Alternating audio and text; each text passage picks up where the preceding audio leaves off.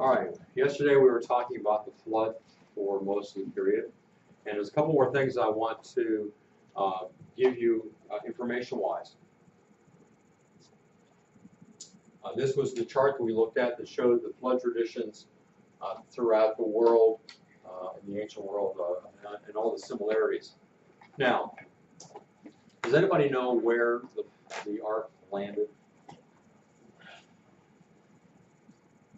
Mount Ararat, which actually is a series of mountains. Anybody know the modern day country? Turkey. And have you ever heard of people trying to find the ark? Oh yeah, okay, you have heard about that. Okay, that's good. How'd they do? Not so good. Yeah. Sometimes they think they found fragments, or they think they've seen it from the air. But to this point, nothing definitive. Part of the problem is that even though there's some people that have gone there multiple times, every time they go, the landscape is different because of the tremendous ice storms, snow that comes in. You may be trying to go to the same place you were last time. Well, I think maybe I saw it but couldn't get to it, but now you're going and it looks totally different. You know, it doesn't resemble the same place. Also, Turkey is a little reluctant to allow people to come there and climb. Part of it is the danger, because it is a very dangerous place. In fact, one of the guys that has made several trips there, interesting enough, his name is John Morris. He's the son of Henry Morris, who is the founder of the Institute for Creation Research. He was actually struck by lightning up on the mountain and almost died. They had a difficult time getting him back down. But we do have some records of people from a previous time that did go looking for the ark. And this was early 1900s. In the 19-teens, it was during World War I. The Russian Orthodox Church in Russia decided to send a team down, or maybe it even came from the government itself, from the Tsar of Russia, sent a team down to Mount Ararat to see if they could find the ark.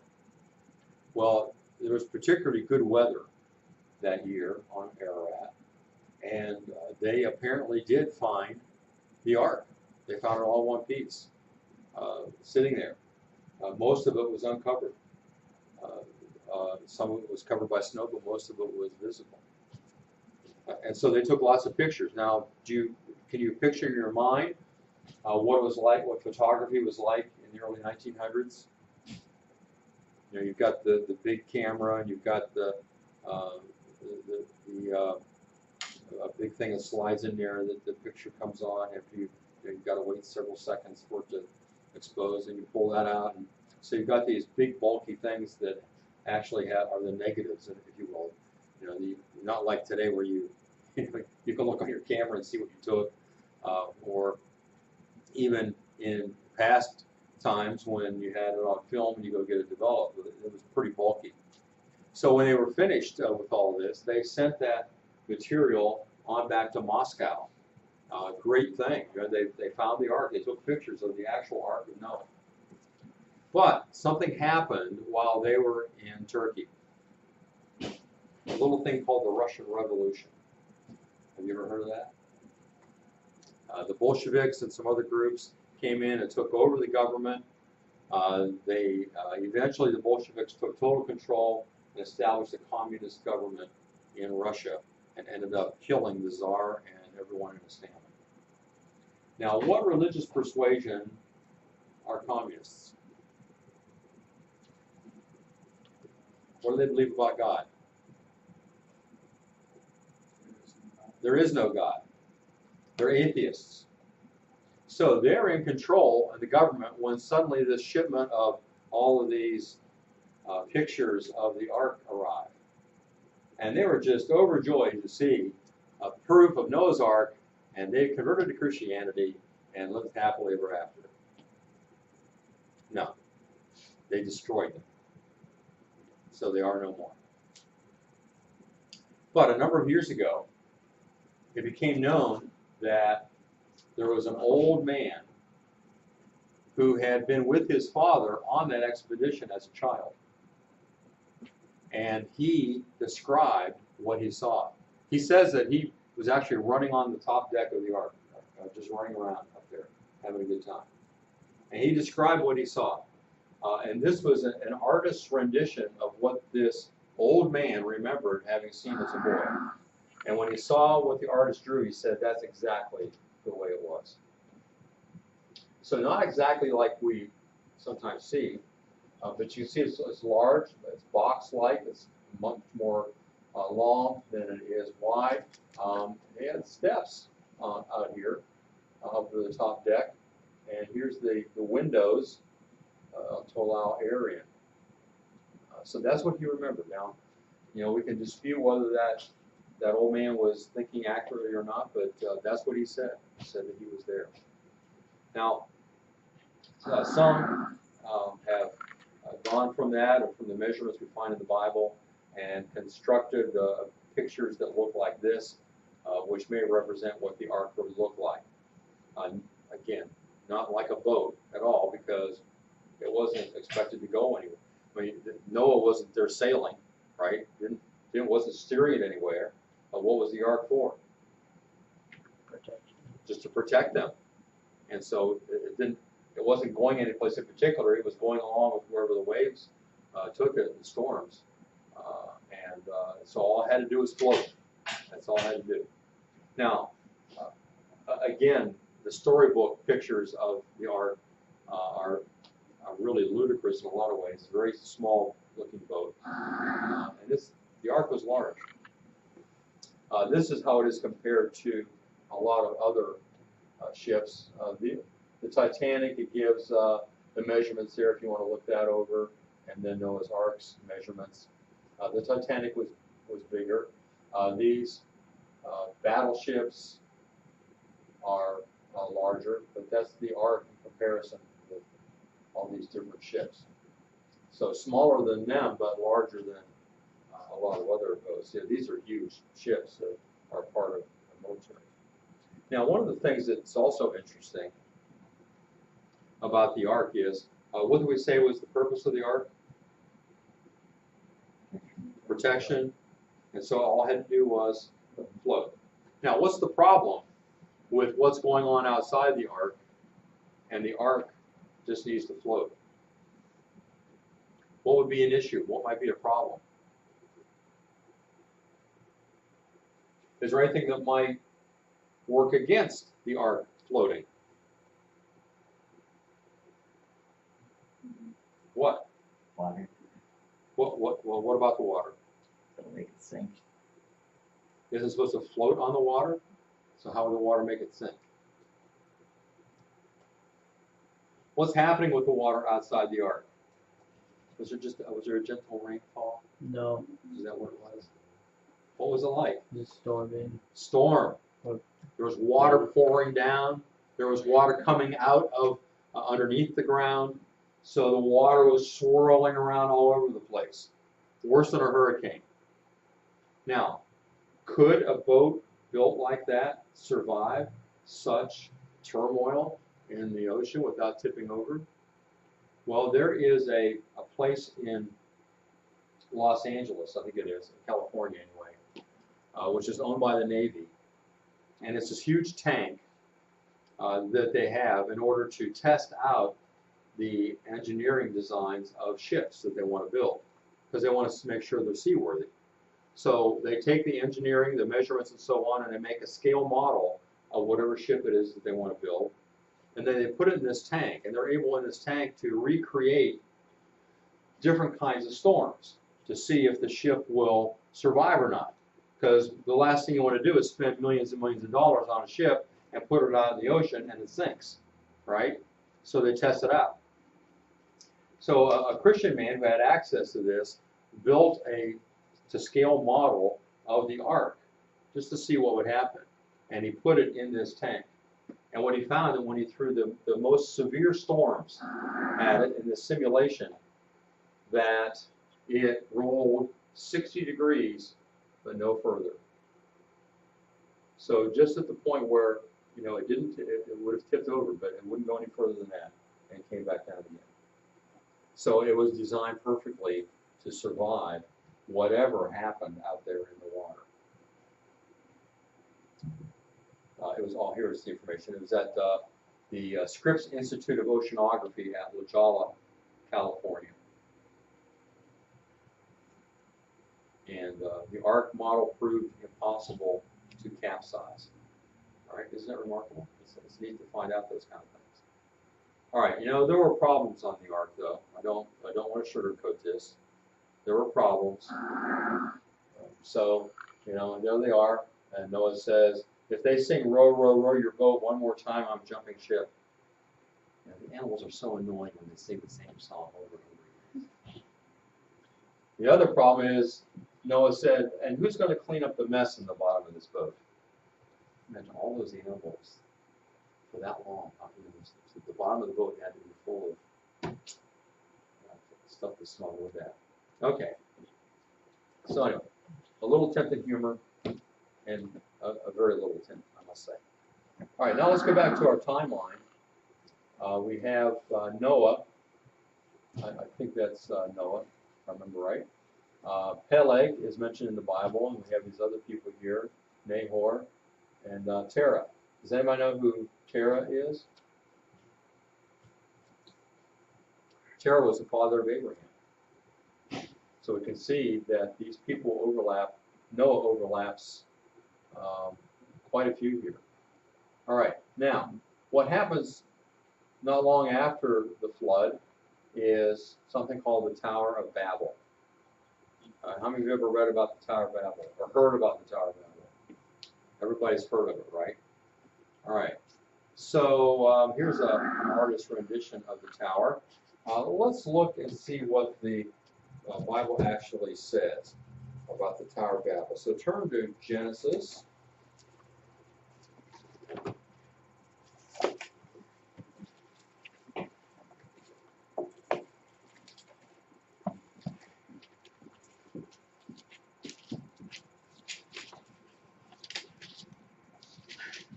Chapter 11. Now, before we read, I want to ask you something. You've all heard about the Tower of Babel. Probably heard somebody talking about it, maybe in Sunday school or church or someplace like that. What was the purpose in men building the tower? To reach heaven. John? Not to reach heaven. It says the same thing, to reach heaven? All right, so they're trying to get to heaven by building a tower. Is that what you've been told? Yeah. Let's see what it says actually in the scripture, okay? We're in Genesis chapter 11. And we start out verse 1. The whole earth had one language, same words, same pronunciation. As people migrated from the east, they found a plain in the land of Shinar. We're going to talk about that a little bit later. And they settled there. They found a nice place to live. They said to one another, "Come, let us make bricks and burn them thoroughly." So this shows they know how to build things. So they're going to make bricks. And they have brick for stone and bitumen for mortar. Bitumen is like a tar-like substance you get out of the ground.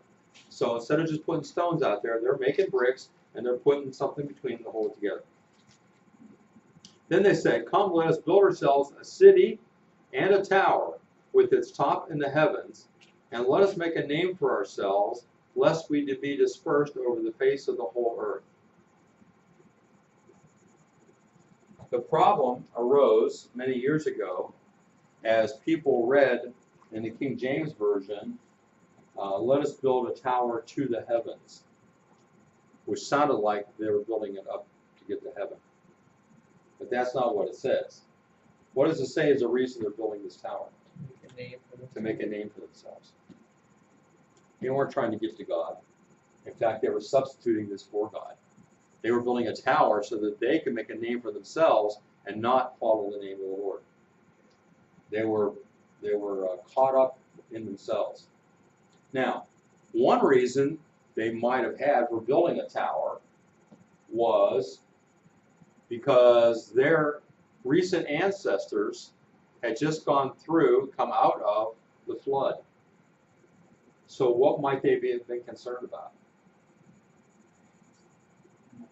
Another flood, so they wouldn't go on. Yeah, so let's have a tower so Another flood comes, we'll be above it, which is kind of silly because the water went higher than that anyway, right? Plus, what does that show? What were they not taking into account? John? Well, yeah, but there's something else. If they thought there might be another flood, if that's true, and I don't know whether it is, but if they did think that there was going to be another flood, what does that not take into account? What does that not recognize? That God promised that He would never do that again. Exactly. God said, I'll never do it again. So why are you building a tower to keep something that's not going to happen? And what sign did God give to demonstrate that promise that He would never do it again? A rainbow, right. Now, that may have something to do with it, but more likely they had another reason because of what it says here. Notice it says they want to make a name for themselves, and there's something else that says as to why they wanted to have a tower. What's it say after making a name for ourselves?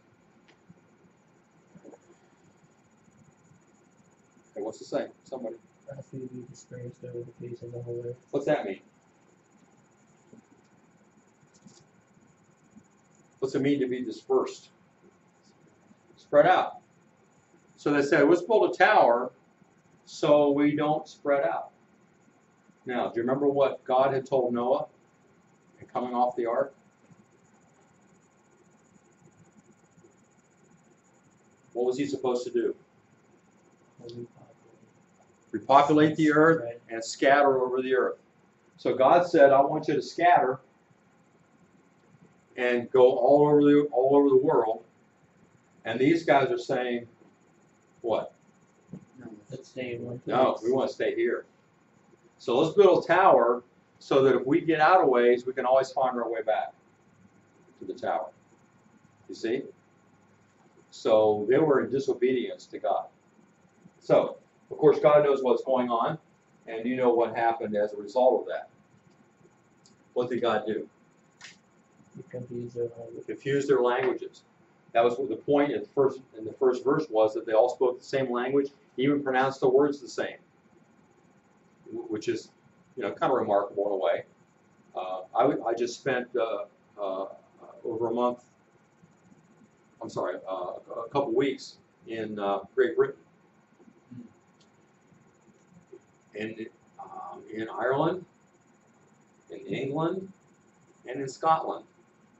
Do they speak English? Yes, some of you aren't sure. They do. Yeah. Do they say the words the same No. as we do? No. No. And have you ever been to Texas? Do they speak English down there? Yeah. It's questionable. Does it sound the same as the way we talk? No. No. Ever been to Boston, New England? Do they speak English? Yeah.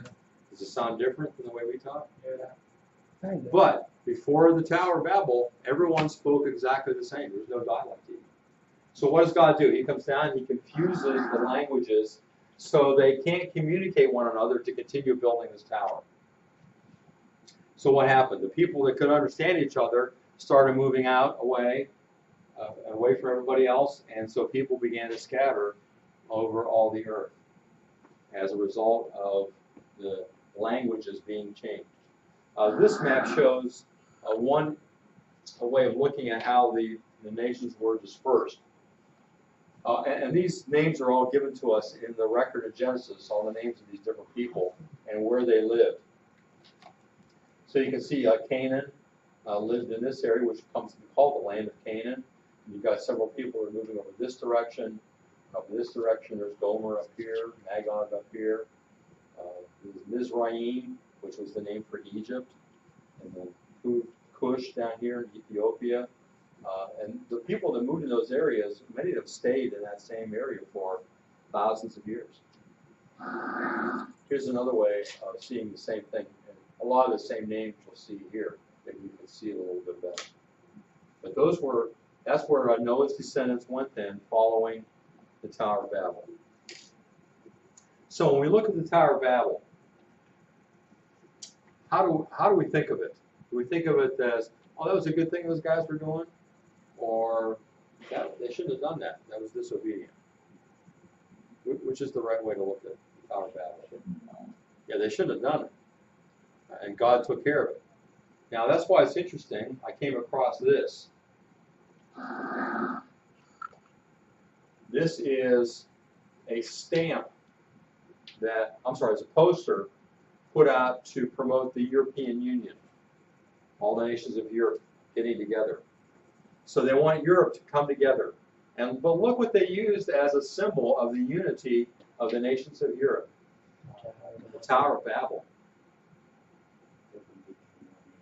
They want to become one nation. They don't want to be separate. They're going to come together, just like the people building the Tower of Babel. Now, we said that was a negative thing, disobedient to God, and yet they use that as their positive symbol for uniting together as Europe. Interesting. Now, one of the questions that people ask a lot in thinking about Genesis and the flood and the different peoples all around the world is, where did the human races come from? We've got different races in the world, right? So where did they come from? Well, they all came from, first of all, Adam and Eve, but then everybody's dead except for Noah's family. So all the people in the world came from Noah and his wife and his 3 sons and their wives. So everybody's traced back to there. So if that's the case, how many races are there? I would say the answer is 1. There's 1 race, and that's the human race. You see? Because we're all related. It doesn't matter what color your skin is, or what color your eyes are, or what you look like. If you're a human, we're related way back there somewhere. Right? You may be by 1,032nd cousin or something. All right? We're all related. So then what's the explanation for why people look different? Which some equate with races. Well, this is an interesting chart that I found, and that is looking at human DNA with that many pairs that they looked at, that within a local ethnic group variation, they said, for example, Cantonese China, there is 85% variation between individuals. So that much difference between individuals. But between ethnic and linguistic groups within a race, so if you're looking at Cantonese Chinese or Japanese, if you look at just people within that race, there's only 9% variation between individuals. So not much difference at all. And if you look at Asians compared to Caucasian, for example, between so-called races, there's only 6% variation.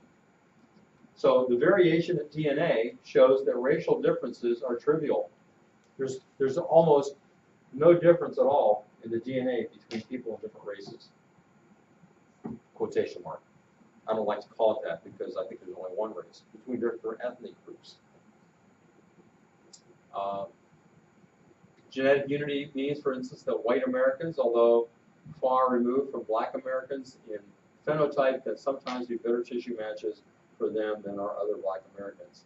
So there may be some aspects of our DNA that even though someone's a different color, skin color, that our DNA might match more closely than someone who's the same skin color.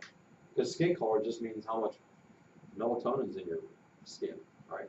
Isn't that what's called, melatonin? Okay, so one person has more than another. That doesn't make them less of a person. It doesn't make them a different race. We're all part of the same human race. So, all peoples, all humans can interbreed and produce fertile offspring. That's not true of different kinds of animals. There's some animals that can interbreed, but then they produce something they can't reproduce, like a mule.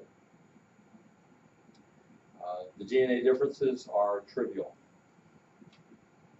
The DNA of any 2 people in the world would typically differ by just 0.2%. So, I think it's important that we understand this as Christians because, unfortunately, there have been many Christians in the past that have been racist, have put down people with different skin color for one reason or another. And in my estimation, that is pure and simple, just plain old sin. That's disobedience to God and to His perspective. Anytime that we think lesser of anyone because of how they look, whether it's skin color, eye color, haircut, what else do I say, bald, we should never judge anyone by how they look, because we're all part of one human race. This poster over here illustrates that. You might want to look at that when you get a chance. Where did the races come from? And it has a little explanation there.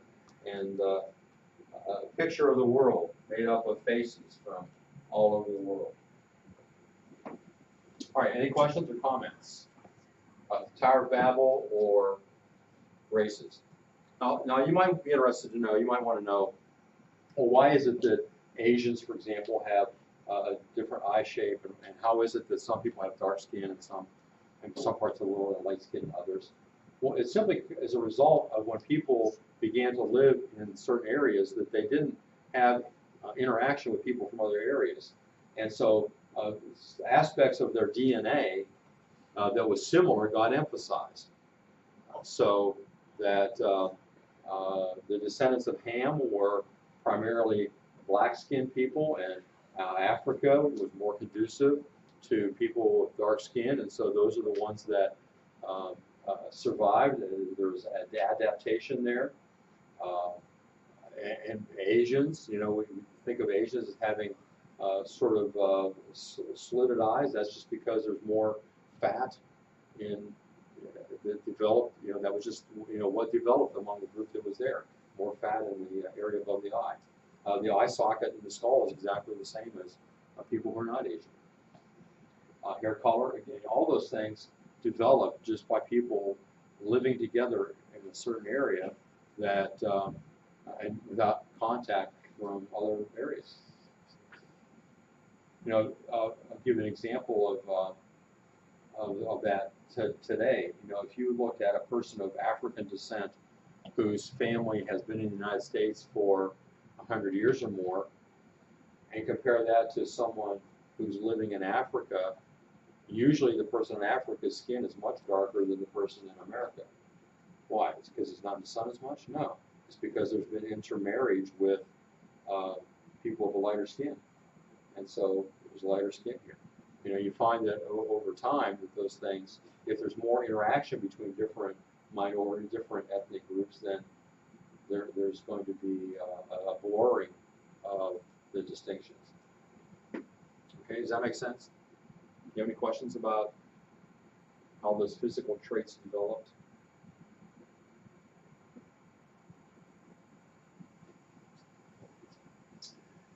All right, the rest of the time today I want to give you a chance to work on your assignment, which, since we're not meeting tomorrow, is due on Tuesday when we come back after Labor Day weekend.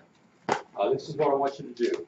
I want you to read pages 19 to 21 in your textbook, and as you're reading, take notes on the outline that I gave you.